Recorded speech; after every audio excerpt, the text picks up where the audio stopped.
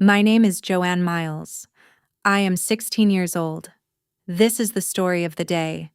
Everything I believed about my family fell apart when I was sitting alone on the floor of my bedroom on my birthday. My godmother stood at the door and whispered something that changed my life forever.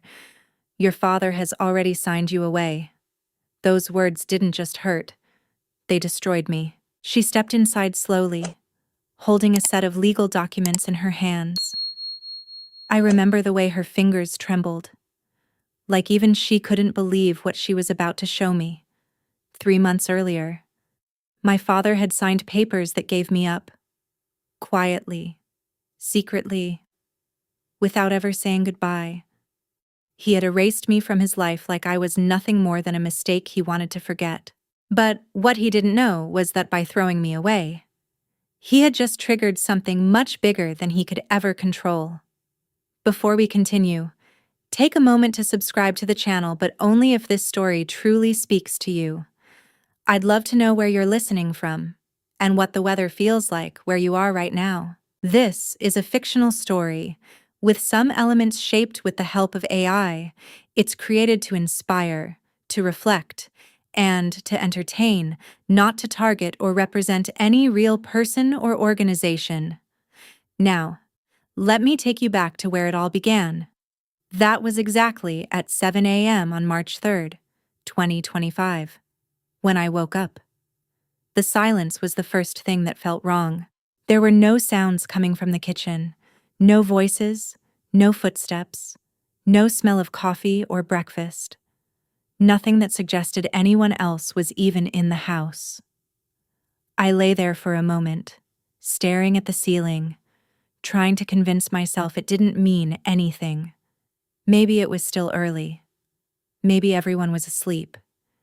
Maybe they were planning something.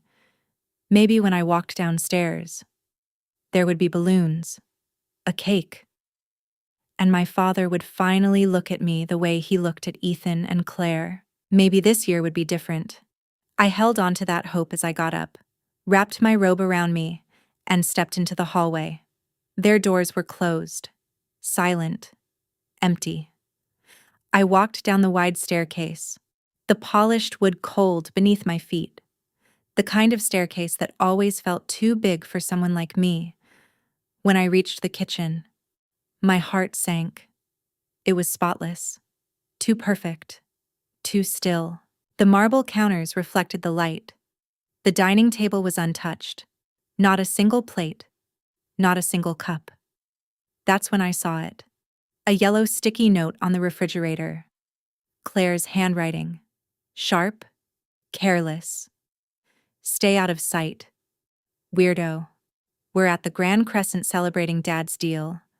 Don't embarrass us." I read it once, then again, then a third time, waiting for it to make sense, waiting for it to turn into a joke, waiting for someone to jump out and say it wasn't real. But nothing changed. The house stayed silent. The words stayed cruel. And I stood there, barefoot on the cold floor, feeling something inside me break. I checked my phone. No messages, no calls, nothing from my family. But there was one text, an unknown number, sent exactly at midnight. "Happy birthday. Sweetheart." No name, no explanation. I stared at it for a long time, trying to figure out who it could be. I didn't know anyone who would send something like that. Not yet. I walked slowly down the hallway, like I didn't belong there anymore. The walls were covered in photographs. I had counted them once. 47 frames. 47 perfect memories of the Miles family. And somehow, almost none of them included me. I had counted those photos once on a long afternoon when everyone else was somewhere I had not been invited to. 47 frames lined the hallway. 47 perfect moments of the Miles family, preserved behind glass in matching silver frames. I stopped at the Christmas photo from 2023. There was my father, Daniel Miles, in a charcoal sweater, his arm around Olivia. Lucas stood beside him, confident and polished. Claire smiled in a red dress that matched everything around her. I was not in the picture. That Christmas, my father had sent me away 3 days early. He said my grandmother was sick and needed help, but when I arrived, she was fine and confused about why I was there. I moved to the next photo. Summer 2022. A beach at sunset. They were all there, laughing, glowing in the warm light. I had not gone. My father said there were not enough seats on the flight. Later, I found the booking confirmation. 5 first-class tickets. Exactly enough for them. The same pattern repeated across the hallway. Birthdays, holidays, celebrations. Out of 47 photos, I appeared in only 3. Even then, I stood at the edge, barely visible, like I had been added by mistake. At the end of the hall, I reached behind the bookshelf where I used to hide things. My fingers found a photo I had saved years ago. My mother holding me as a baby. On the back, faded handwriting. Lillian and Joanne. Forever loved. I stared at it quietly. They had not just forgotten me, they had been erasing me for years. At 10 in the morning, I called my father. The phone rang twice. Then the call was rejected. Not missed. Rejected. He saw my name and chose not to answer. I tried again. The same result. My hands trembled as I typed a message. Dad, it is my birthday. Can we have dinner tonight? I watched the screen. The typing dots appeared, disappeared, then came back again. 2 hours later, his reply arrived. Busy. Olivia planned something at the club. Maybe next week? Maybe next week. I had heard that before too many times, at some point. I stopped believing it meant anything. I called Lucas. Straight to voicemail. I called Claire. She answered. What do you want? It is my birthday, I know. I left you a note. You called me a weirdo. I am getting my nails done. I cannot talk. The line went dead. I sat on my bed, hugging a pillow, staring out the window. The lawn below was perfect. The hedges trimmed into sharp shapes. The pool shimmered under the winter sun, covered and untouched. In the driveway, 3 cars stood in a row. My father's Mercedes, Olivia's Range Rover, Lucas's BMW. All expensive, all shining, all proof of a life I was never part of. The house was massive, worth millions, filled with everything people dream of, but I had never felt more alone. My phone buzzed again. Unknown number. I already knew who it was. I will be there at 7 p.m. Do not open the door for anyone else. My chest tightened. My godmother. The only person who had reached out to me today. I knelt down and pulled a shoebox from under my bed. It was old and worn, soft at the edges.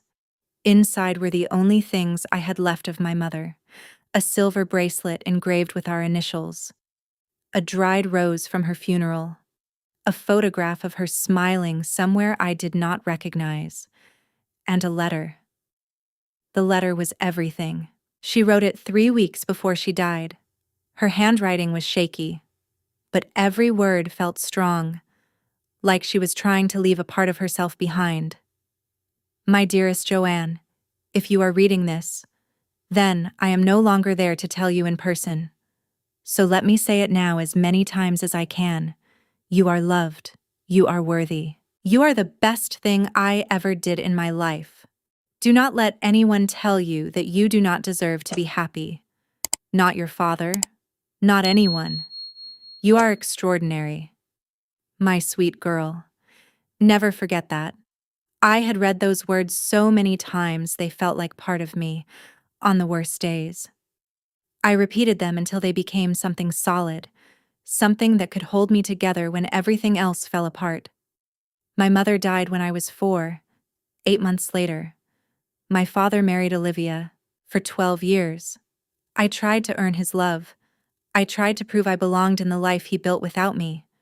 But sitting there with my mother's letter in my hands, something finally became clear. It was never about me not being enough. They had never wanted me there at all. At the bottom of the box, beneath the bracelet, I found a photograph I had never seen before. My mother stood beside another woman. They looked young, close, like they shared something important.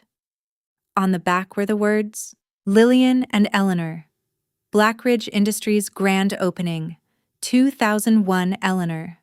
The same name tied to the message I received. My godmother. A quiet tension settled in my chest. I stood up and looked toward the hallway. There was one room I had always been forbidden to enter, my father's study. It had been his space, his rules, the one place I was never allowed to go. But he was not home. He was at the Grand Crescent celebrating his deal. And I was alone. The door was not even locked. I stepped inside slowly. Everything was perfect. Too perfect. The desk was clean, organized, controlled. A leather pad, a crystal paperweight, a framed photo of him with Olivia, Lucas, and Claire. I was not in it. Then I noticed the envelope. It sat in the center of the desk. Impossible to miss. A law firm's name printed across the front. One I did not recognize. Our old family lawyer had disappeared years ago without explanation. My hands felt cold as I opened it. The document inside made my breath catch. Voluntary termination of parental rights. My name was already printed on the page. The signature line was empty, but the date was clear. October 15th, 2024. 3 months ago. This had been planned. Carefully. Quietly. I turned the page and found a note clipped to it. Olivia's handwriting. Small and precise.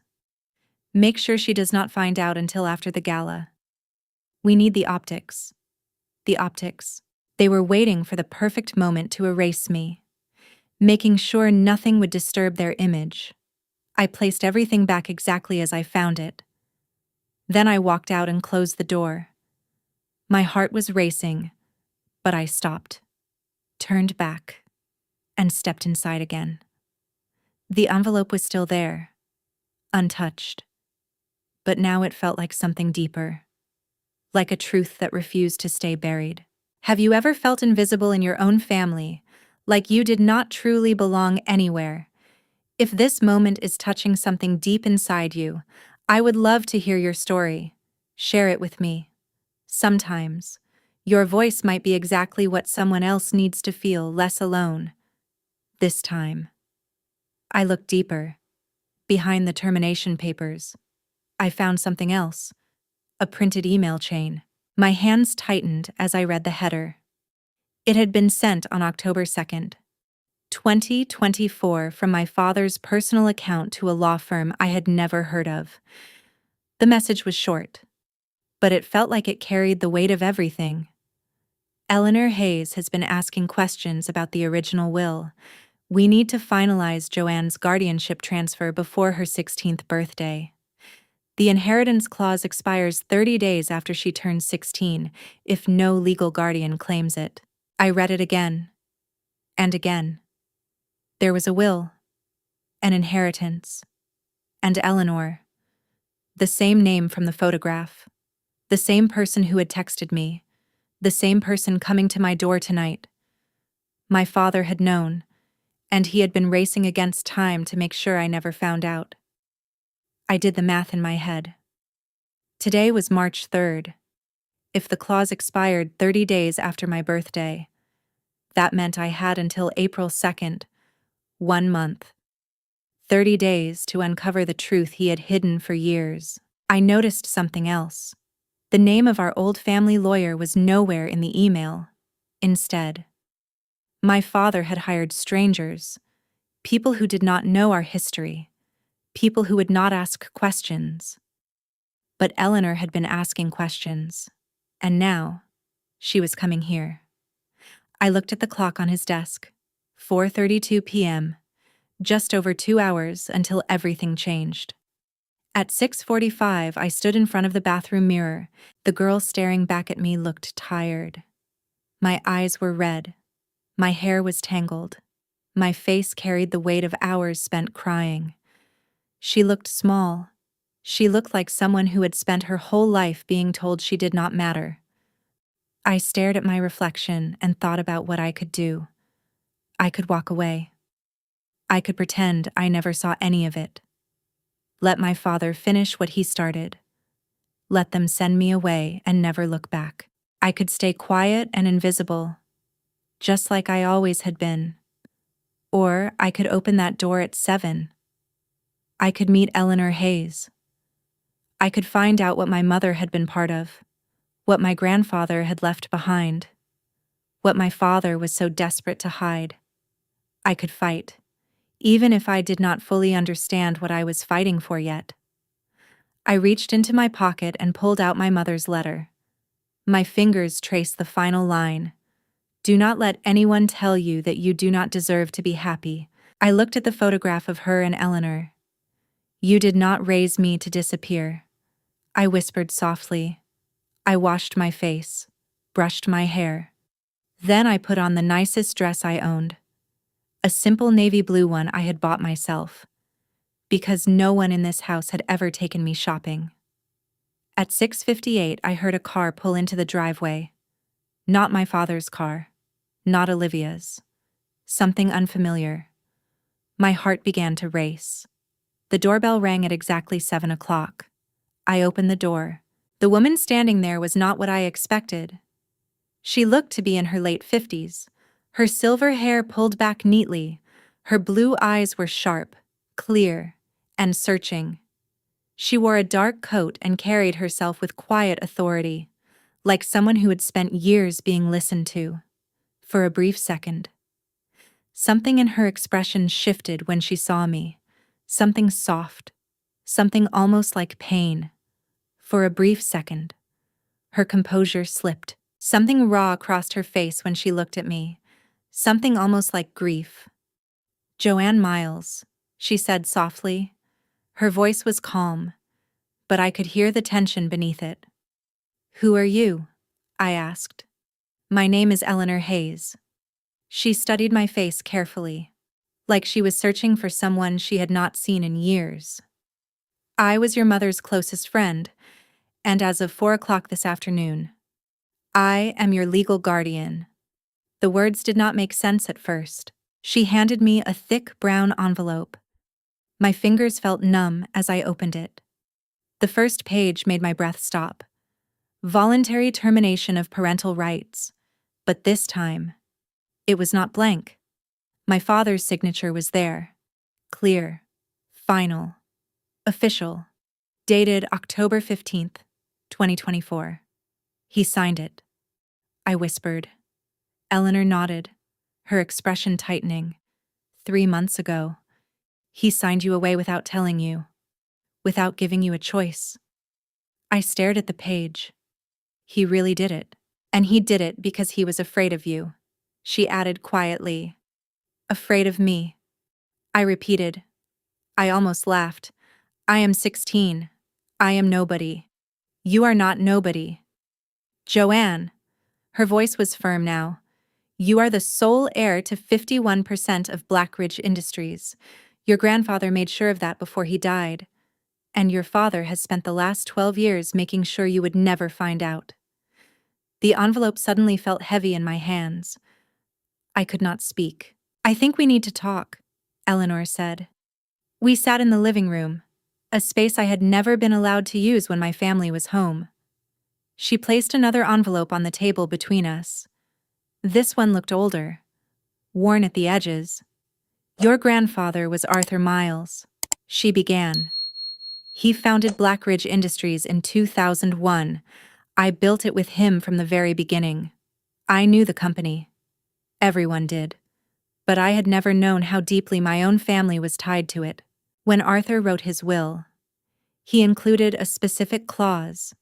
She opened the document and pointed to a section. 51% of the company would be transferred to his only granddaughter when she turned 16, as long as her legal guardian confirmed it. I stared at her. That is me. That is you. Arthur knew the kind of man your father was becoming. He wanted to protect you. He wanted to make sure you had power your father could not take away. Her voice hardened slightly. But when Arthur died in 2014, your father buried the will. He fired the lawyer who witnessed it. He pushed me out of the company. And for 12 years, he pretended it did not exist. She gave a small, tight smile. But the original document still exists. And I have spent years making sure it would come back to you. My heart was racing again. We do not have much time, she said, checking her watch. Time for what? Tonight. Your father is hosting the 25th anniversary gala for Black Ridge Industries at the Grand Crescent Hotel. There will be investors, partners, and media. She looked directly at me, and before the night is over, everything is going to change. She leaned closer, her voice calm but firm. At 9:15 we walk into that room and show everyone who truly owns that company. My stomach tightened. You want me to walk into my father's gala?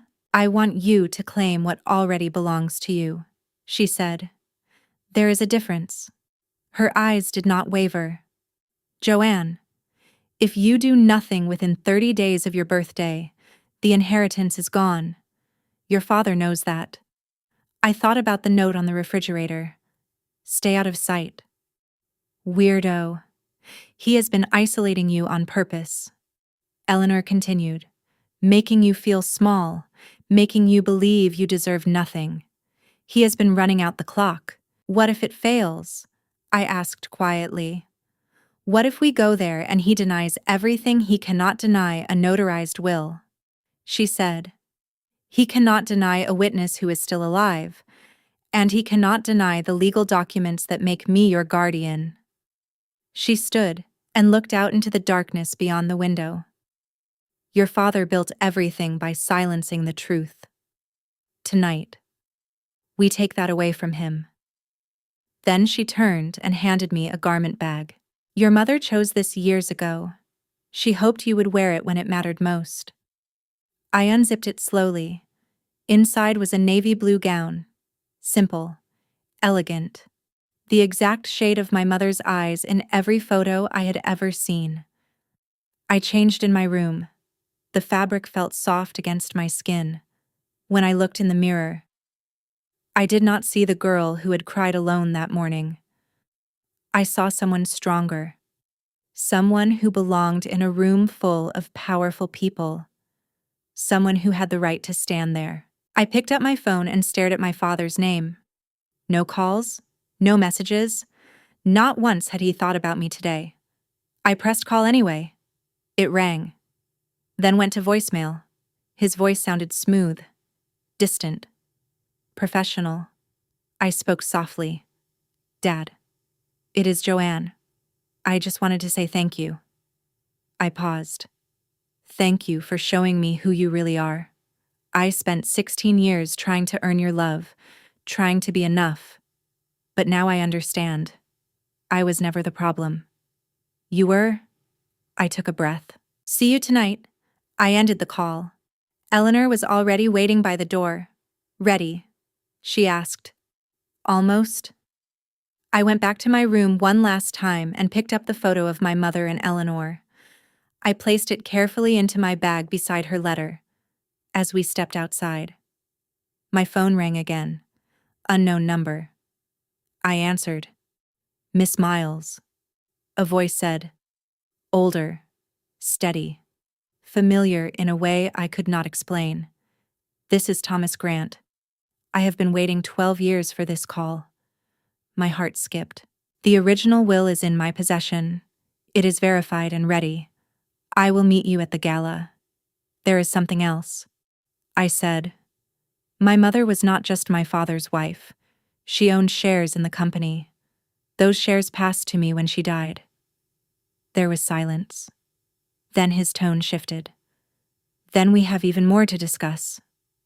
I will see you at 9. The drive to the Grand Crescent took less than half an hour.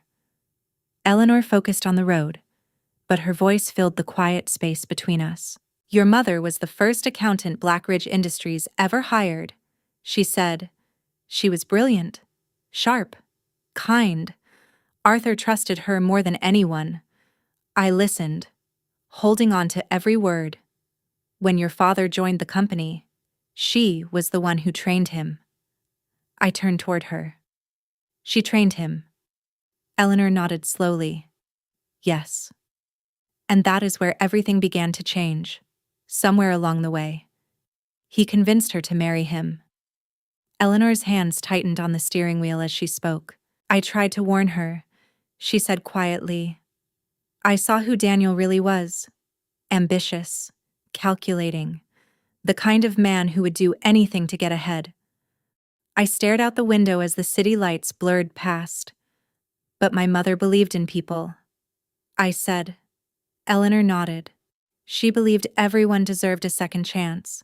She believed people could change. I swallowed hard. What happened? Eleanor's voice dropped. In 2012, your mother discovered that your father had been stealing from the company. Millions of dollars moved through hidden accounts. She was going to expose him. I felt something cold settle inside me. And then, she got sick. Eleanor finished. Stage 4 cancer. The words hung heavy in the air. She died before she could tell anyone. So he got away with it. I whispered. For 12 years. Eleanor glanced at me, her expression steady. But before she died, she gave me something. Evidence. Records. Everything I needed to prove the truth. Where is it now? Hidden for years, she said.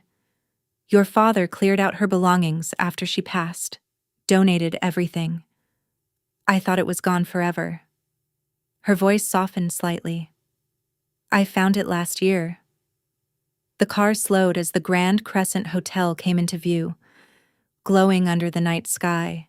Tonight is not about what he stole, Eleanor said. That will come later. Tonight is about what belongs to you.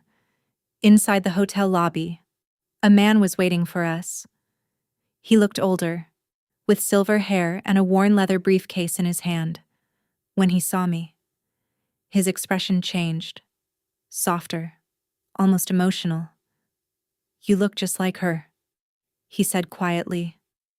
My chest tightened. Mr. Grant, I said, reaching out to shake his hand. Thank you for coming. His grip was firm. I have been waiting 12 years for this, Joanne. 12 years of watching your father take everything your grandfather built. He opened his briefcase and pulled out a thick document stamped with an official seal. This is the original will of Arthur Miles. He said. I witnessed it myself. I filed it properly, and I kept a copy when your father tried to make it disappear. I took the document carefully. The paper was old, but intact. The signatures were clear. A section had been marked. 51% of Blackridge Industries to be transferred to the sole granddaughter upon her 16th birthday, confirmed by her legal guardian. My hands tightened slightly. He fired me years ago, Mr. Grant continued, told everyone I retired. But the truth is, I refuse to destroy this. I refuse to help him steal from his own daughter. He closed his briefcase. Tonight, I speak. And tonight, the truth comes out. Through the glass doors ahead, I could see the ballroom. Light spilled out. Music drifted through the air. Inside, hundreds of guests filled the room. Elegant dresses, expensive suits, laughter and conversation blending together. A large banner hung across the back wall. Blackridge Industries. 25 years of excellence. Somewhere in that room, my father was celebrating. He had no idea everything was about to change. I stood at the entrance, looking in at a world I had never been part of. And for the first time, I knew I belonged there, and there, at the center of everything, was my father. Daniel Miles stood near the stage, shaking hands with a man in a tailored suit. Probably a major investor. Olivia stood beside him in a red gown that caught every light in the room. Lucas moved easily through the crowd, smiling, confident, as if he had been born for nights like this. Claire posed for photos, her polished image flawless under every camera flash.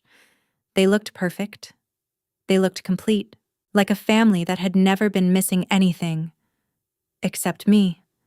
This is his moment, Eleanor said softly beside me. He planned every detail of tonight to secure his image. She paused. And we are about to take that from him? I shook my head slightly. No, she corrected gently.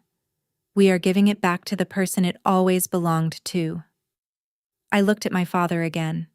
He was laughing, relaxed, certain that nothing could go wrong.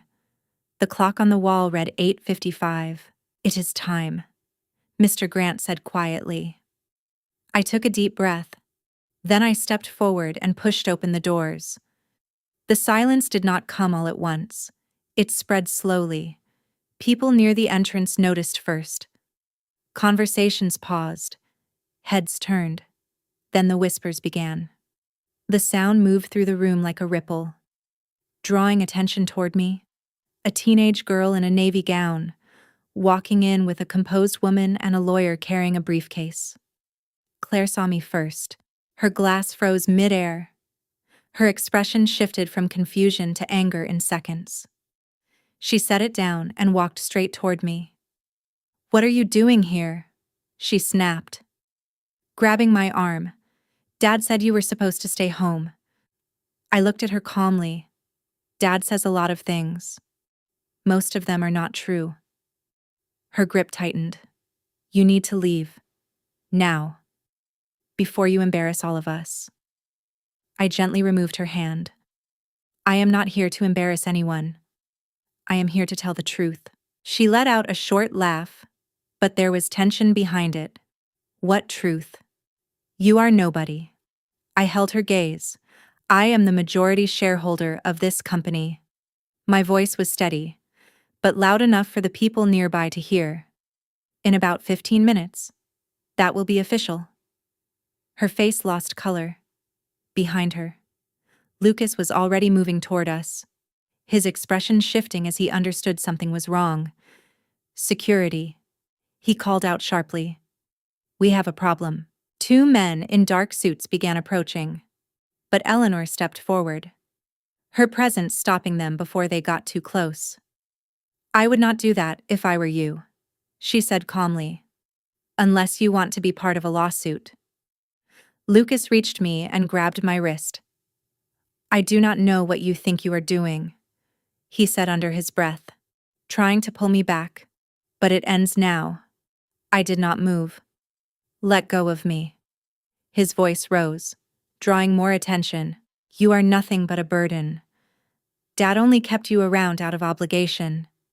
Do you really think anyone here cares about you?" I met his eyes without hesitation. "Lucas, do you know why Dad signed away his rights to me 3 months ago for a moment?" He hesitated. Just a moment. But it was enough. "What are you talking about?" Lucas said, his voice tight. "He did not tell you?" I asked quietly. I tilted my head slightly. "He signed documents in October." "Legal documents. He gave up his rights to me months ago." Lucas shook his head. "That is not your place to talk about. That is a family matter." I pulled my wrist free. "I am not family anymore." He made that clear. I took a breath. "And he did not do it because of who you think I am. He did it because he was afraid." "Afraid of what?" Claire snapped. "Afraid I would find out about our grandfather's will." The silence around us deepened. People were no longer pretending not to listen. Phones were raised, eyes fixed on us. "There is no will," Lucas said, but his voice faltered. "There is," I replied. "Filed legally, written years ago, and it states that 51% of this company belongs to me. He opened his mouth, but nothing came out. For the first time, he had no answer. Across the room, my father finally noticed. His smile disappeared. His posture stiffened. Our eyes met. He knew. He moved quickly through the crowd, people stepping aside without thinking. By the time he reached us, his expression was calm, but the tension beneath it was clear. "Joanne," he said smoothly, "I did not expect to see you here." I held his gaze. "Happy birthday to me." Or did you forget? A flicker of irritation crossed his face. "This is not the place for this conversation. We will discuss it at home." Home, I repeated softly. The word felt strange. "You mean the house you removed me from 3 months ago? The people closest to us went still." "I do not know what Eleanor has told you," my father said, his tone sharpening as he glanced at her. "But she has been trying to undermine this company for years. She is manipulating you." Eleanor stepped forward. "I am not undermining anything. Daniel, you did that yourself. Every lie, every document you hid, every time you treated your daughter like she did not exist." His expression hardened. "This is slander, is it?" she replied calmly. "Or is it the truth you tried to bury?" She gestured slightly. "Along with the original will?" My father's eyes shifted. He saw Mr. Grant standing nearby, silent, steady, holding his briefcase. For the first time, real fear crossed his face. "Grant," he said, his voice tight. "I thought you were gone." "I am still here, Mr. Grant replied, "and I have spent 12 years waiting for this moment." The tension in the room was no longer quiet. It was visible, tangible. If you have ever felt invisible in your own family, like nothing you did was ever enough, tell me. I want to know I am not alone, and if you want to see what happens when the truth finally comes out, stay with me. Because what happened next changed everything. Olivia stepped forward, her voice cutting through the silence. "This is ridiculous." She looked at my father. "Why are we even listening to this? She is clearly not thinking clearly." I met her eyes. "I am thinking very clearly." She gave a soft, pitying smile. "You have always been sensitive. It is not your fault." Her tone was calm, controlled, like everything she said was meant to sound kind, even when it was not. "Mental illness runs in families," Olivia continued, her voice calm but sharp. "Your mother was never stable either." The words hit me hard. "Do not talk about my mother," I said, my voice steady but low. Olivia lifted her chin, her tone rising as she turned slightly toward the crowd. "Your mother was nothing," she said. "A woman who trapped Daniel with a pregnancy. She was never meant to be part of this family, and neither are you." I felt Eleanor tense beside me, but I raised my hand slightly. "Let her speak," I said. "Let everyone hear who she really is." I looked around the room, dozens of faces, curious, silent, watching. "My mother was the first accountant at Black Ridge Industries," I said clearly. "She helped build this company from the ground up." The room grew quieter. In 2012, she discovered that her husband had been stealing from the company, millions hidden through accounts no one was supposed to find. A ripple moved through the crowd. She was going to report it, I continued. But she died before she had the chance. I paused for a moment, but she kept records, documents, proof of everything. Olivia's face lost its color. Across the room, a man stood up from his table. "Mr. Miles," he called out, his voice cutting through the silence. "What is she talking about?" My father said nothing. He could not, because for the first time in years, The truth was no longer hidden. People were no longer whispering. They were watching, recording. Near the stage, a woman with a press badge was already typing quickly on her phone. This was no longer just a family argument. This was becoming something else. Lucas lost control. Maybe it was the pressure. Maybe it was fear. He grabbed a microphone from the stage and turned to the crowd. "Ladies and gentlemen," he began, his voice loud and strained. "I apologize for this interruption." My father stepped forward. "Lucas, stop." But he continued. "This girl," he said, pointing directly at me, "is my half-sister, a mistake from my father's first marriage." The words echoed through the room. "She has no claim to anything here." He went on. "She is not even part of our family anymore." Murmurs spread across the audience. "My father signed away his parental rights months ago," Lucas added, as if it proved something. "Legally, she has no place here." I stood still, letting his words settle into the room, because he had just confirmed everything. "She is just a jealous child trying to ruin this evening," Lucas said, his voice filled with anger. Eleanor's hand rested on my shoulder. I felt her steady grip. "Thank you, Lucas," she said clearly, her voice carrying through the room without effort. "You just confirmed everything we needed." He blinked in confusion. "What are you talking about?" "You just admitted that Daniel terminated his parental rights," she continued. "That makes my guardianship legal, and that gives me the authority to confirm Joanne's inheritance." A wave of murmurs spread across the ballroom. "Under the terms of Arthur Miles's original will," she added. Mr. Grant stepped forward, opening his briefcase. Near the stage, journalists were already writing, recording, capturing every second. More cameras appeared, more attention. This was no longer private. This was public. Mr. Grant moved toward the stage with calm certainty.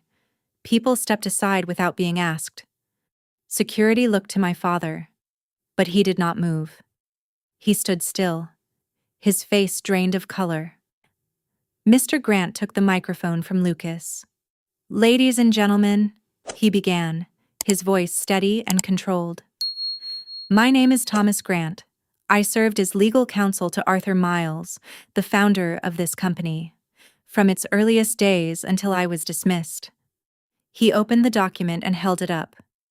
"This is the original will of Arthur Miles, dated December 2001. It was properly witnessed, notarized, and filed." He paused, allowing the room to absorb it. "This document has been verified independently. Its authenticity is not in question." He began to read. 51% of Black Ridge Industries shall be transferred to the sole granddaughter upon her 16th birthday, confirmed by her legal guardian." He lowered the paper and looked directly at my father. "Joanne Miles turned 16 today. Eleanor Hayes became her legal guardian today, following the termination of parental rights signed by Daniel Miles. The conditions have been met." A man near the front stood up. "This changes everything," he said sharply. "Any agreement involving this company must be reviewed immediately." My father stepped forward, finally finding his voice. "This has nothing to do with business," he said. "This is a private family issue." The man shook his head. "If ownership is unclear, then it is entirely a business matter." My father grabbed the microphone. "This document is false," he said, his voice rising. "It is fabricated." The calm image he had built all night was gone. "This is a scheme," he continued. "Eleanor has been trying to take control of this company for years." Mr. Grant did not react. "The will has been verified by multiple independent experts," he said evenly. "The records are public. Anyone here can confirm them." The room was no longer uncertain. The truth had been spoken, and there was no way to silence it anymore. The verification reports had already been filed with the court, Mr. Grant said, opening his briefcase and laying out certified documents one by one. Each page carried official seals, signatures, proof that could not be denied. The original will had been recorded years ago. Public, verifiable, untouchable. My father's expression twisted as he searched for something to hold on to. Eleanor manipulated my father, he said sharply. He was not thinking clearly. Eleanor stepped forward without hesitation. Arthur signed that will when he was fully aware, she said. The same age you are now. Daniel. He knew exactly what kind of man you were becoming. That is why he protected Joanne. This is slander. My father snapped. No. Eleanor replied calmly. This is documented fact. She moved closer, her voice steady but cutting. And if we are talking about lies, maybe we should explain why you told everyone Mr. Grant retired. When you actually fired him for refusing to destroy that will. The room fell silent. No whispers, no distractions. Only truth. Phones were raised, cameras recording. My father had spent years building an image of control, of perfection. And now, in minutes, it was gone. Eleanor pulled out one final document. There is more, she said. She held up the email. I recognized it instantly. She read it aloud. We need to finalize Joanne's guardianship transfer before her 16th birthday. The inheritance clause expires 30 days after she turns 16. Every word echoed. She lowered the paper and looked directly at him. You did not just hide the truth. You planned it. You removed your own daughter before she could claim what was hers. A reporter stepped forward. Mr. Miles, do you have any comment? My father opened his mouth, then closed it again. There was nothing left to say. Olivia grabbed his arm, her composure breaking. Say something, she whispered, but he could not, because everything was real. The will, the email, the evidence. Every lie he had told was collapsing in front of everyone. Some guests began to leave. Others stayed, unable to look away. An investor approached the stage. We will review this situation immediately, he said. Our legal team will follow up. Just like that. The deal was gone. Everything was slipping away. I stepped forward. Then another step. My legs felt unsteady, but I kept moving. Past security who no longer knew what to do. Past Lucas and Claire, both silent, stunned. Past my father, who suddenly looked older than I had ever seen him. And I walked onto the stage. Mr. Grant handed me the microphone. I took it. Hundreds of people were watching. My name is Joanne Miles, I said. My voice was steady. I am the granddaughter of Arthur Miles and the daughter of Lillian Miles. They built this company from nothing. I paused. For years, I was told I did not belong. I was pushed aside, erased from moments that should have included me. And 3 months ago, I was removed completely without even knowing. The room remained silent. But I am not here for revenge. I looked across the crowd. I am here for the truth. Blackridge Industries was never just my father's company. It was my grandfather's legacy. It was my mother's work. And now it is my responsibility. I lowered the microphone slightly. I do not want to destroy it. I want to rebuild it with honesty, with respect, and with integrity. I handed the microphone back. For a moment, nothing happened. Then someone started clapping. Another followed. Then more. Not everyone, but enough. Enough to matter. My father stood still, his face unreadable. Not anger, not rage, disbelief. As if he could not understand how everything had fallen apart so quickly. Olivia was crying openly now. Do something, she said desperately. Fix this. But he did nothing. Lucas stood near the stage, lost, his confidence gone. "Dad," he said quietly. "Is it true?" There was no answer, and that silence was everything. Claire remained still, watching me with an expression I could not fully understand. Around us, the room began to empty. Conversations returned. But they were different now. The celebration was over. The illusion was gone. Later, in a quiet room upstairs, the noise of the ballroom faded into the background. Eleanor sat across from me, finally letting out a long breath. For the first time, I saw how much she had carried to get here, and for the first time in my life, I felt something new. Not fear, not doubt, but control. Mr. Grant carefully spread the documents across the table, each page aligned with quiet precision. "The will is solid," he said. "It was properly filed and verified. Your father's lawyers may try to challenge it, but they will not win." I looked down at the papers, still trying to process everything. "What happens now?" "We file for official recognition," he explained, "with the evidence and witnesses from tonight. The court will likely move quickly. The transfer should be completed within a few months." Eleanor leaned forward slightly. "Daniel will fight this," she said.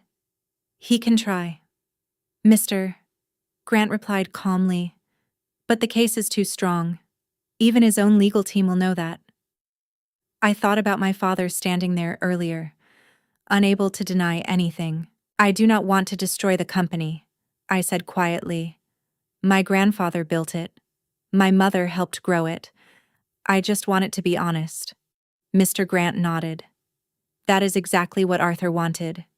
He trusted you to protect what he created." Eleanor reached across the table and gently held my hand. "You do not have to solve everything tonight," she said. "Right now. You need to rest. Rest." The word felt unfamiliar. Eleanor's apartment was nothing like the house I had grown up in. It was smaller, quieter, but full of life. Books lined the shelves. Plants filled the windows. The kitchen felt warm. Lived in. She opened a door softly. "This was your mother's room." I stepped inside. A small bed, a blue quilt, a wooden desk, shelves filled with worn books. On the wall, a photograph of my mother and Eleanor, laughing together before everything changed. "You can change anything you want," Eleanor said. "This is your home now. My home." I sat on the bed, running my fingers across the quilt. It smelled faintly of lavender. For the first time in years, I did not feel out of place. "You do not have to be strong right now," Eleanor said gently. And then I cried. Not the same tears as before. Not from pain. These came from finally feeling safe. She held me, and I let myself fall apart. That night, I lay awake in my mother's old room. Quiet. Warm. Safe. My phone buzzed. A message from Claire. "I did not know about the will. I did not know what Dad did. I thought you pushed us away." Then another. "I am sorry. I was wrong. It did not erase the past, but something shifted inside me." I did not reply. "Not yet. Some things need time." Lucas said nothing.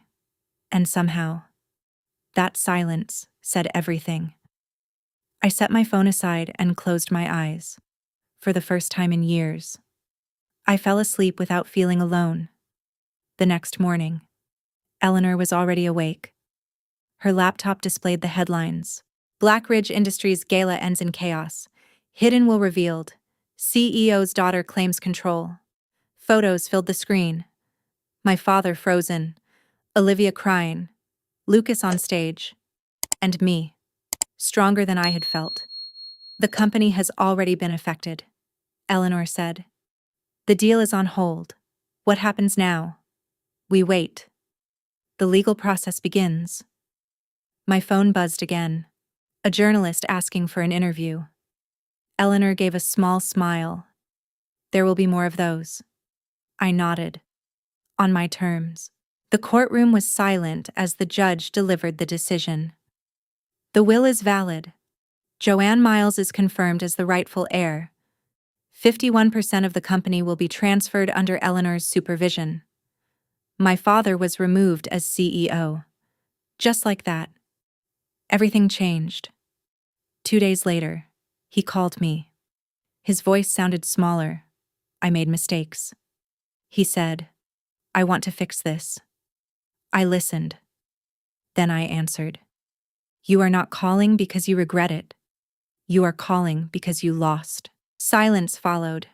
Fair would have been treating me like your daughter from the start. I ended the call. My hands trembled, but my voice did not. For the first time, I chose myself. A month later, Claire asked to meet. We sat across from each other in a quiet cafe. "I did not know the truth," she said. "But I still hurt you. I want to do better." Words are easy. I told her. "I know. Then show me." Over time, it was not forgiveness, but it was a beginning. Months passed. I sat in meetings, learning, listening, understanding the company that was now part of my life. The numbers were not perfect, but they were honest. Eleanor guided me through everything patiently. "You do not have to rush," she said. "You just need to learn." And for the first time, the future felt real. A year later, I woke up to the smell of something warm. For a moment, I forgot everything. Then I remembered. I was not in that house anymore. I walked into the kitchen. Eleanor smiled. "Happy birthday, Joanne." A cake waited on the table, candles glowing softly. No silence, no emptiness, just warmth. I touched the bracelet on my wrist and looked outside at the winter light. 1 year ago, I was invisible. Now, I was finally seen. There are moments in life that make you realize your worth is not defined by how others treat you, but by how you choose to rise after everything.